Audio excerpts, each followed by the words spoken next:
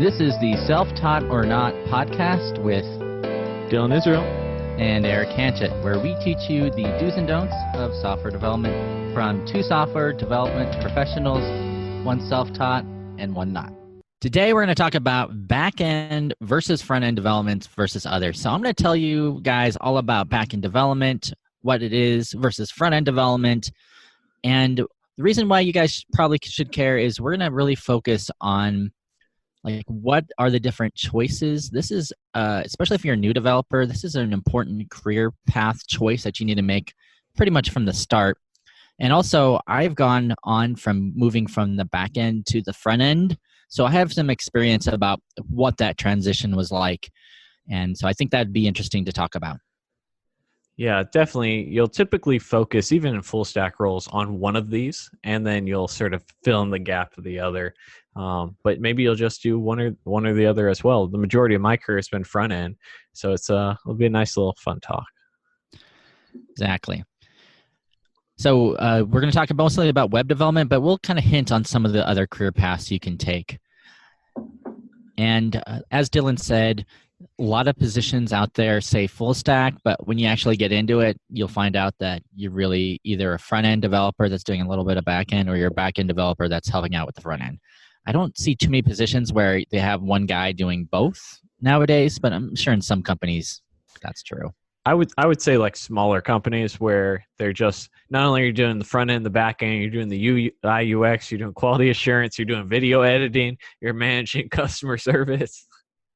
And if you're in that company, unless you're in a startup and you got some skin in the game, I would be cautious about that position because you might do a ton of work. I mean, it's nice learning it all. I guess that would be the benefit of it. That's what people say, but typically you're getting paid like a fourth of the dollar what a developer elsewhere would be. True. Do boot camps nowadays teach full stack? I don't even know. I know you deal with DevMount a lot. Yeah. So most boot camps will teach you full stack JavaScript. That's sort of the standard. And so they're going to teach you a little bit of JSON-based databases. They're going to teach you about routing. They're going to teach you about back-end, front-end. And usually it's MERN stack nowadays.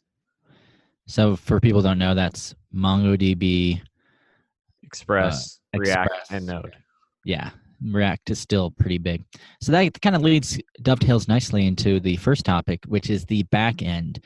So if you are a developer and you're looking to get into the back end, what is the back end? So it's sometimes referred to as the server side is another name of it.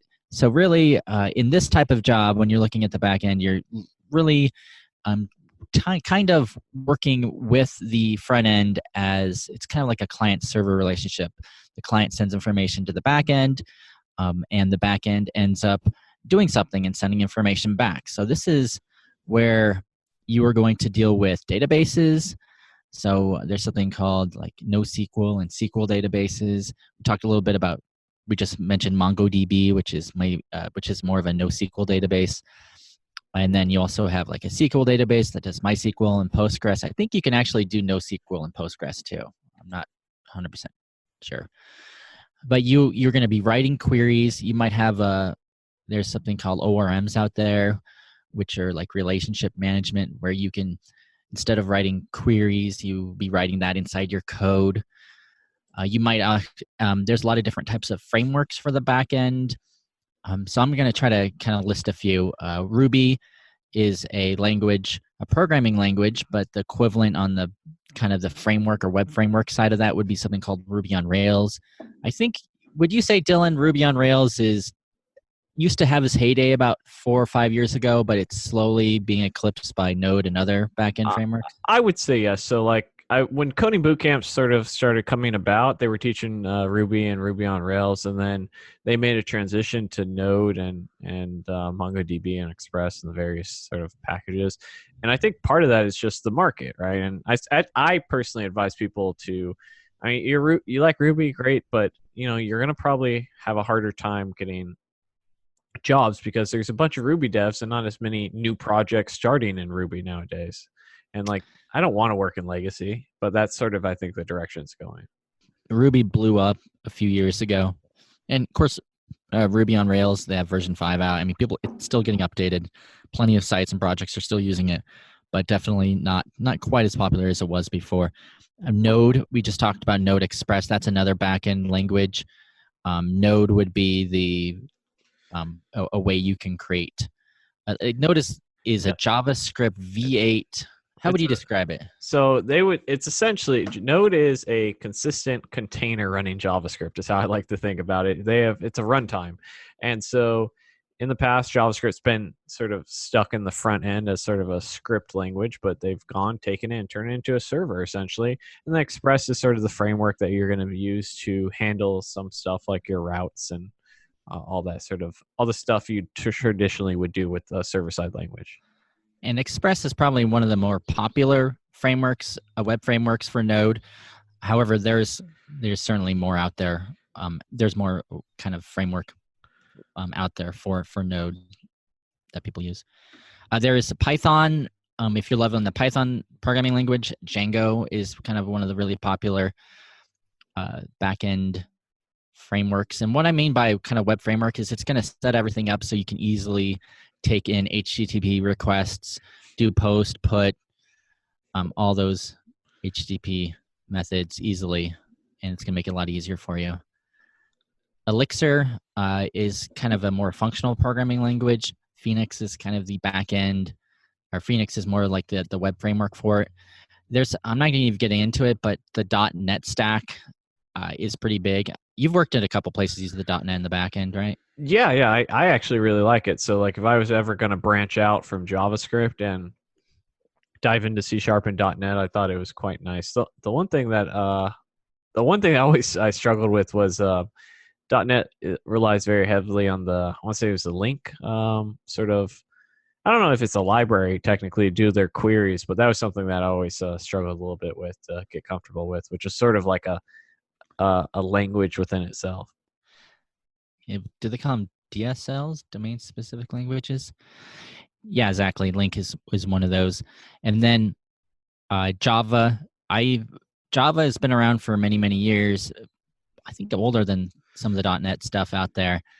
And so I think it's like almost the grandfather at this point. But there's, I think, modern day Java, which, gosh, they're up to Java like 11 or 12 now. They just keep upgrading it. Is Spring and Spring Boot are usually the kind of the frameworks that you want to use if you're getting into the Java world. And I haven't even mentioned a big one out there, PHP. I think PHP's web framework everybody uses is Laravel, but there's a few ones that are competing for the top notch for PHP. And PHP, in fact, is extremely still popular nowadays. If you've ever used a WordPress site, it's written in PHP. Yeah, I would say that it's slowly sort of been like PHP was really, really popular for quite some time because it was one of the very few like free server-side languages, so it's easy to get up and running. And I almost feel like now that you can sort of work with C# and it's not sort of behind this paywall anymore, that's sort of one of the reasons that it's sort of growing. Yeah, PHP has definitely been out there for many, many years. It's definitely right up there with Java. Did I miss any that you hear people using? I mean, there's always a ton of stuff. Go is one that I hear on occasion. Although I mean, there's so many. I mean, like Hulk Hogan has a programming language nowadays. It could keep going, but I think we covered all the main ones. Or at least, yeah. And Revel, I think, is a web framework for Go that people use. So keep that in mind. So when you're learning a backend language, you probably need to learn not just the framework, but also the underlying technology behind it. And sort of the core principles, right? One thing that I'm very big on is just focusing about sort of what it is that you're actually learning, right? You're learning that you're manipulating data, you're getting parameters, you're having standards to help with that, such as REST. And so, those sorts of things, I think that way, when you're going from PHP to C# or C# to Java, the transition is going to be much smoother because you're not, memorizing a whole bunch of stuff. You're really understanding what it is you're trying to accomplish.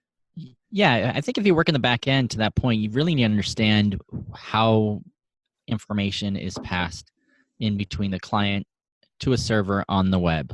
Like how how is information getting in there? And that goes back to knowing the standards, knowing REST, how RESTful interfaces work, knowing how GraphQL works, how these different HTTP methods work, how you receive a post, a put. And then on top of that, you need to be able to take that information you're getting from the front end and being able to manipulate it in some way. Maybe you're working on a simple CRUD app, so you need to access the database. And by the way, when we say CRUD, if you're new, basically anytime you create, retrieve, update, delete, anytime you need to manipulate data from a database, usually we call that CRUD. And even it doesn't have to be a database, just once you can be working with a flat file, I guess. Sure. If you're in an old school way. I actually did do that once. The database was based on a flat file. But anyways, so you kind of need to know those things, and it can get quite complicated, especially if you're in the Java or .NET where you're using a class OOP, object-oriented programming.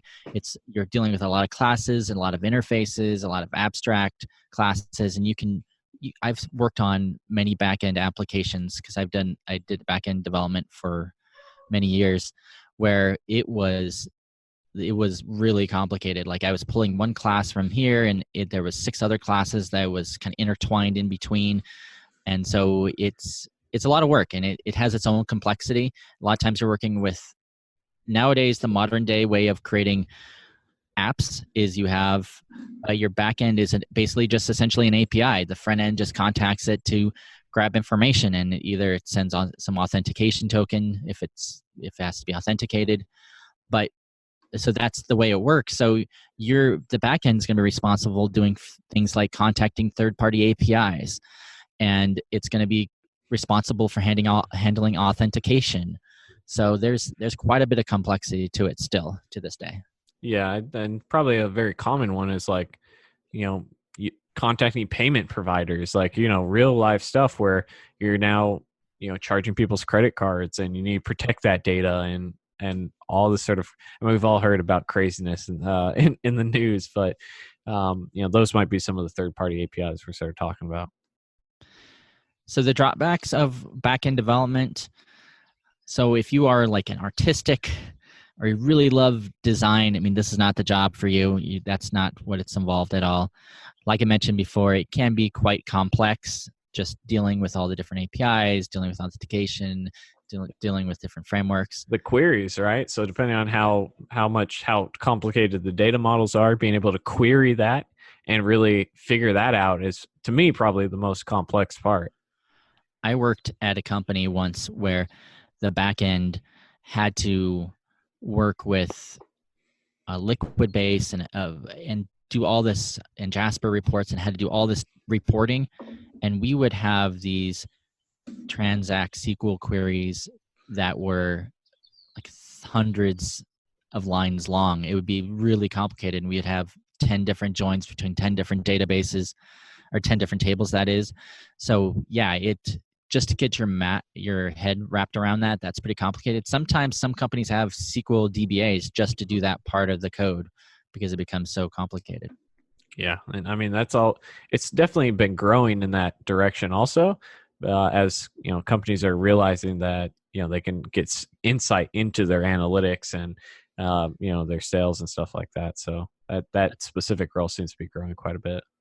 It almost goes right into, there's these new type of jobs, these data engineers, data science, where they have to analyze data. Everyone wants to kind of get a heads up on who their customers are, where they're coming from, how long they stay on the site, and you can have a big rabbit hole of how all that works, and definitely the backend would be involved in that. So let's go to something that I think me and Dylan are very much familiar with, is front end.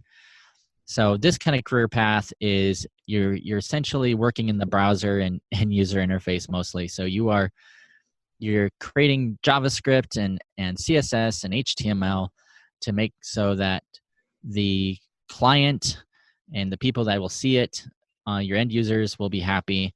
And this is a job that deals a lot with CSS. I mentioned JavaScript. The JavaScript aspect alone is as I'm not going to go into all the details because we've talked about it a lot, but there's just tons of complexity there with tons of frameworks. Things are moving really quickly. I would say things are moving more quickly in the front end. Just new technologies are coming out all the time. New ways of doing things are coming out all the time. So Yeah, you and keep up with it. I would say nowadays it's slowed down a little bit, but go 5, 10 years back of just sort of tools that didn't exist before, things to manage packages, things to compile code. CSS precompiles and or precompilers like SAS and Less, and um, you know, uh, of course the libraries that people have used as well. So there's a lot of stuff that has sort of been a little bit more standardized nowadays, or at least you're familiar with what these sort of tools like Webpack will do for you, because there's so many things there's so much room for improvement in the front end 10 years ago that now it's sort of I think it's calmed down, but still, I mean, still the Wild West to a degree. Before, you could create a pretty good web page with just HTML, JavaScript, CSS, no preprocessors, no precompiling anything, no taking packages and tree shanking them and doing everything our modern day frameworks are doing with their build tools. Now there's a layer of complexity, a lot more that hasn't existed in the past. That's a good point. Yeah, and as users sort of are expecting more and more, standard functionality, there's the consumer base has expectations that your web page is going to be responsive, your web page is going to reflect errors and showcase forms properly and all this sort of stuff. So a lot of that stuff, and accessibility is another big thing. So there's a lot of stuff to watch out for. Yeah, which brings us to our sort of next point. Next point about popular frameworks. Yeah, there's tons of popular frameworks. I mean, I think React and Vue and Angular, Svelte, Ember.js are all making our jobs as front-end developers easier. And there's certainly component libraries, Angular material libraries out there that makes now components easier to create. But all this leads up to a lot of complexity in the front end. It's still difficult. And also, I think front end also has, to another point, since the work we do is customer facing, we're also scrutinized quite a bit by product, by management, by everyone, because everybody can see what we do.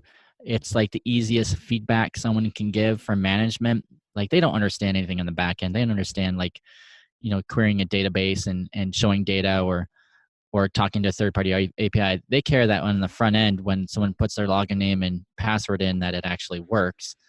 So if things don't work, then it's usually hits the front end first.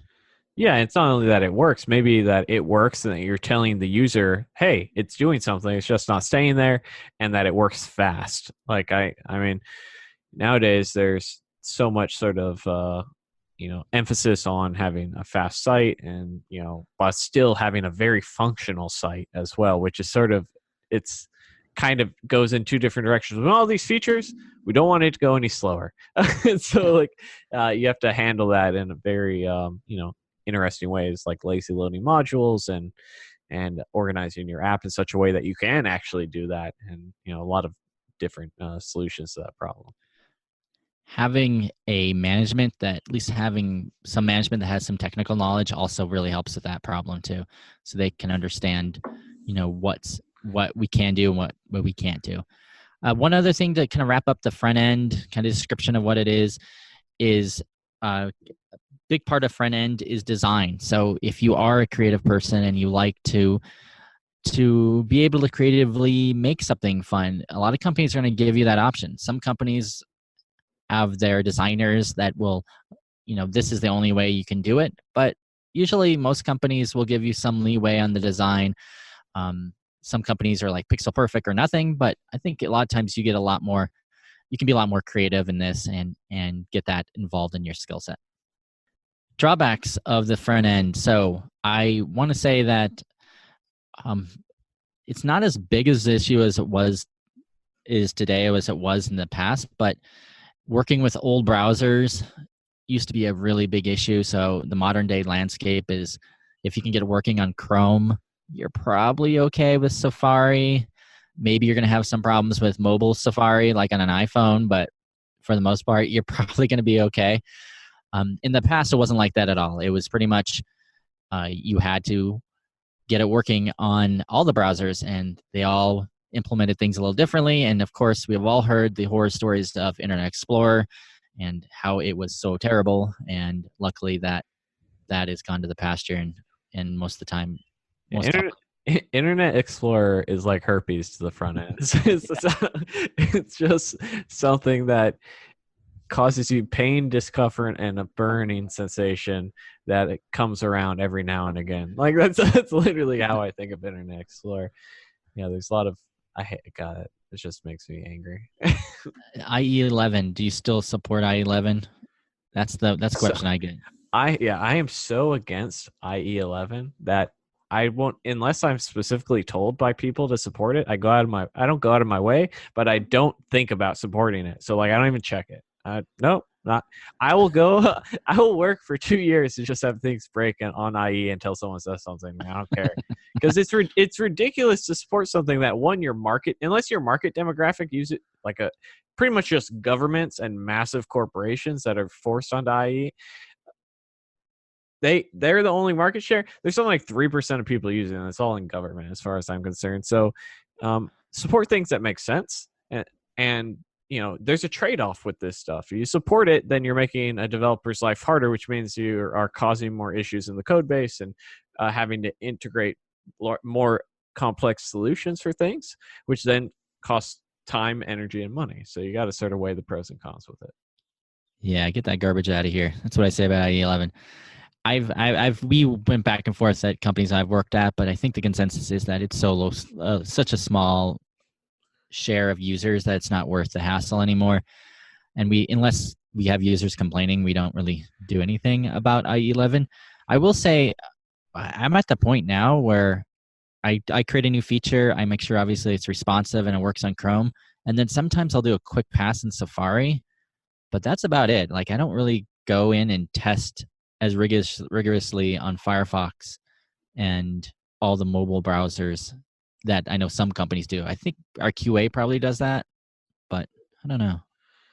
Yeah, I mean, the only thing I would probably worry about is Safari. Safari is slowly becoming the new IE, and like I don't have a Mac, and I can't. They don't make a Windows version, so I can't really test it. So sometimes I'll ask people who are on Macs to check it out in there just to make sure. And it's weird stuff sometimes. Like I remember they were trying on. There's some Bootstrap class I had to solve an issue for that had where they handled padding differently for this specific Bootstrap thing when it came to like a div row and was throwing off the responsive aspect of it. And then I had to go in and like, figure that out. And it's like, that's sort of strange. But yeah, you do have browser compatibility issues, but something like 75% of the web uses Chrome or something like that. And so most people have realized that. I probably have only in the last few years like had to fix a handful of compatibility issues with browsers. I don't think I've had much people complain about it. So luckily that's not a big issue anymore. The outside, one other drawback I would say, so my transition in my career was I went from back-end development to front-end development. And what kind of drove me crazy at first, although I think I'm much better at it, is CSS pixel perfect designs, where someone gives you like a sketch or Adobe Photoshop, and then you have to use the suite of CSS tools to make sure you can make it pixel perfect. It definitely takes a little bit of practice. I think me personally, in the last few years, gotten much better at it, but that was an annoying aspect to me. I don't know. Has that ever bothered you about? Maybe it's just me. I think CSS is one of those things that people don't put enough time into. Like I know that my CSS game has sort of stepped up in the last few years, and part of that is because of how much of a pain it was to do responsive design until recently. And like if you ever look into a legacy project where they're doing floats and clearing shit, and like it's like witchcraft. Like it's not a fun time. But yeah, I mean it nowadays there's a difference between being able to design something and implementing a design. So nowadays I don't have an issue with it, but it takes practice. I think CSS is one of those things where it's just a practice thing, and the responsive aspects are now easier, so it's not as big of a deal for me. And then frameworks seem to change all the time too. I won't get into that, but like for example, Svelte started getting really big in the last like 6 months. Everybody's talking about it, and that's a new framework, JavaScript framework, which is not really a framework. They call it more of a compiler because it compiles out. But if you are trying to keep up with web dev, everybody's talking about Svelte. You probably feel some pressure to start looking into it. Maybe it's not your best use of time. Yeah, there's definitely in the front end a lot of tools, a lot of technologies that seem to, software in general changes fast, but I would say the portion, regardless of any industry, that changes like at a rapid pace is definitely the front end, in my opinion. But to your point, you said it's not as crazy maybe as it was a few years ago, maybe. Yeah, and it's a little bit easier because now you actually understand some of these concepts, and you're like, okay, well, what is Svelte trying to do? Well, it's just trying to make you do how you would actually think JavaScript and HTML and CSS would work together, and like how I've used Gulp and now I understand Grunt or Bower, or I've used one package manager, and so it's sort of these concepts carry over, and typically they're just better versions of existing tools and technologies. Or you've worked in one spa, the other spas are going to have components and two-way binding, and so it's typically nowadays not as bad. Do you think that's an advantage? So once you learn one SPA or single page application really well, like you learn Angular or React or Vue really well, that's easy to then get another job using a different framework because you learned that one framework? It has been for me. Like I got hired for a Vue job, and I had worked in Angular, and before that, I'd worked in Angular JS. Got hired to work in modern Angular, but I think it depends on the individual. So there are plenty of jobs out there that will turn you down because you won't even get past HR. There's plenty of people that turn me down for React jobs because I don't have any React experience outside of personal projects, even though I could do a React course this weekend and just be just fine. But there are organizations that will see you and they're like, you're the type of guy that we want, or girl, and they'll be like, bring them in. This guy knows JavaScript, and that's our foundation. So that's fine. I think it depends on the hiring manager and HR, really. I think React too is one of those things that is so popular. It's by far and away the most popular JavaScript framework, and there's the most jobs out there, that some companies are being a lot more particular when they hire React devs. They want someone that has a few years of React development experience under their belt before they hire them. Which is another, I have not learned React. That's actually in my goals this year, is to learn React for fun. But yeah, I definitely see that an issue. Outside of web development, let's kind of wrap this up here. So outside of web development, if you're looking for a career, game development is a good way to kill yourself. Yeah. Why do you say that? Why jump into that? I mean, I think so. Most developers have played games or dreamt of building games one day, and it just seems like a great thing. But time and time again, you hear these horror stories of developers crying in offices, of just being miserable, hating their life, and honestly not working 80-hour weeks and crunch time being a standard. It definitely just doesn't seem like a good industry to go into. And if you do have a passion for it, there's no reason nowadays you can't create your own games and start there and sort of work your way up that way instead. I will say web dev in general is a pretty cushy career. It doesn't matter if you're working in back end or front end. I mean, a lot of companies now are offering a lot of cool perks. Some offer unlimited PTO. Some offer, free lunches every now and then. Work for flexible schedules is common. Working from home is pretty common. It's a pretty good job. So keep that in mind if you're looking into something like game development. I'm sure they have some perks, but it does sound like more pressure in general. And also just no perks will make up for crying in an office at work. I assure you. Do you think those perks in web development are worth taking a job for? Because some people say that it just becomes the new normal after a while, and it's not that big of a deal if they have a foosball table in the office, or you get free coffee or so I more care about perks that actually matter. So like good PTO, a lot of holidays, bonuses, profit sharing, free lunches is a perk I like. Remote days, flexible schedules. We have a Super Nintendo in the break room. No one plays that. Because I mean, if you like, no one's going to sit there and let you play games all day or play ping pong. You might sit there for 5 minutes. And the companies that I have worked at that have done stuff like that, no one does it. And then they almost use it against you. So I more so would prefer a good 401k or like stuff that matters. But like the only thing I actually like is like free food and drinks because that saves me money. But That's a great podcast. We're going to get into the perks of being in web development. I bet we could oh, bust a ton out. I like that. I've seen that too, where like there's a game system somewhere in the office, or they put an arcade game, and then you feel almost guilty like taking time out and playing on it because people will look down upon you. Yeah, So or like beer work at work and stuff like that, and it's like, yo, man, what are we doing here? Like so, and also, by the way, just one more thing on game development. You used to have a CS degree, and that's really no longer a requirement. It just they've moved away from only hiring people with CS degrees. And furthermore, front end, back end, you don't have to have a computer science degree to get in certain jobs. It certainly helps to have one. But once again, that's a different topic for a different time. I've seen companies hire outside of web development. There's tons of embedded development developers out there. They're working on little systems, little architectures, little boards that do certain things. Maybe it's going to be put into a slot machine. That's what I did at one of my companies. I worked with some embedded folks that did that. I've seen people create software for like a Teddy Ruxpin type, toy. Certainly there's tons of jobs out there like that. Usually you're dealing with like low level development, like C++, close to the hardware, programming languages like that. Some have moved on to like, you can get like Java and do embedded Java development. Mobile development is another big one. I would say mobile development is probably right there up there with web development.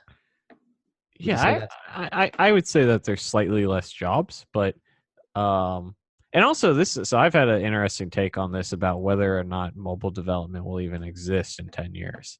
And like it will exist, but not in the stance that it's in now. Because like as progressive web apps become a thing, whether companies will want to maintain 2 or 3 different code bases instead of one, which is something to think about. Whether that'll actually be the case or not is a completely different thing. If I'm remembering correctly, I think Facebook back in the day, I think maybe 2010, 2012, somewhere in that time frame, they pushed on like big time. Let's create a really awesome mobile app using the web only, not using like native. And it was like they took 2 years and it was a huge failure and everybody hated it. So they ended up creating like an iOS app using a native iOS app. I think you're right though. I think they were too early, but I think eventually we're going to get apps to the point where you open up your iPhone, you have some icons on it. Those are just running like a website, mobile responsive design that has hooks into the hardware to do things. I hope that's one day how things are doing it. And there are frameworks too that really you're creating mobile. Like there's a React Native and there's Vue native script too. I think that's on the Vue.js side. I think there's one for Angular too, where you're literally writing code as if you were writing your normal JavaScript HTML, but it gets interpreted or compiled into native code that your Android or iOS phone can actually use. So that's coming. I think it's going to get better. Twitter is a sort of the go-to example. So because Google's very like everything should be a PWA. They're really the ones pushing it. And Twitter's their go-to example where they have a PWA. And not only are they able to build smaller applications, like in this case, the stats they're giving is that it went from 23.5 megabytes for the native Android app to 600 kilobytes. But they also saw a 65% increase in page views per session, 75% increase in tweets, and a 20% decrease in bounce rate because of that. So, so there's a lot of that's their go-to example. I think personally, it's always going to come down to a money thing, and like, hey, we can build one feature once, or we can build one feature 3 times, and then once sort of the world gets on board, that will be sort of the standard and norm. And there'll still be mobile jobs. Like you're not going to be able to do everything in the web yet. But like games are still going to probably be a native version on sort of mobile. But there will be some websites that are just web apps for the most part that are being converted over. I think that will probably take that place.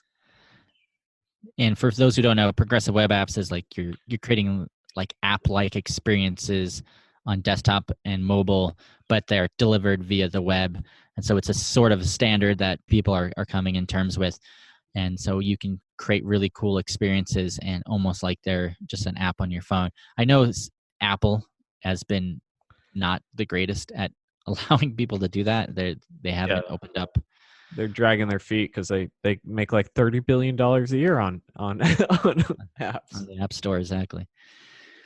So to wrap this up, if you're a new developer, you have a lot of choices between the front end, getting started with the front end, the back end, or some of these other career choices. I'd even mention AI or software, like just creating IoT apps, Internet of Things. Yeah, those are all things that are out there.